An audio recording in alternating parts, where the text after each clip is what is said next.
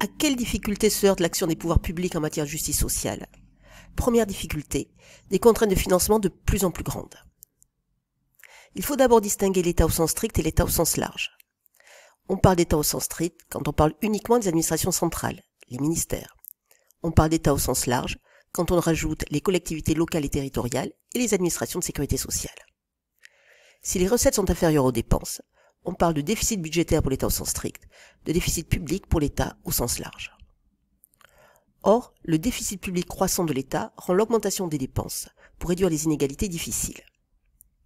En effet, ce déficit public s'explique par le fait que les dépenses augmentent, alors que les recettes augmentent lentement, du fait du ralentissement de la croissance.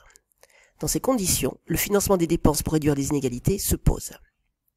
La première solution serait l'augmentation des prélèvements obligatoires.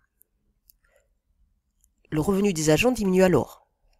La demande diminue, ce qui entraîne une baisse de la production plus rapide que la demande, du fait de l'effet multiplicateur de Keynes, et donc le fait que les recettes fiscales vont baisser plus rapidement que la demande initiale. Cela crée alors une augmentation plus forte du déficit budgétaire, qui entraîne à nouveau une augmentation des prélèvements obligatoires. L'augmentation des prélèvements obligatoires ne paraît donc pas être la solution. Le second moyen est le financement par l'emprunt. Dans ce cas, la demande de capitaux va augmenter et devient supérieure à l'offre de capitaux. Le taux d'intérêt augmente, ce qui entraîne une augmentation du coût de l'endettement.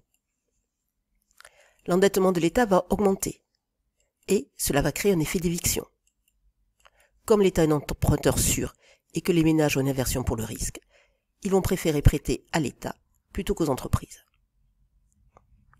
Les entreprises manquent alors de fonds prêtables, ou bien ces fonds prêtables ont un coût élevé.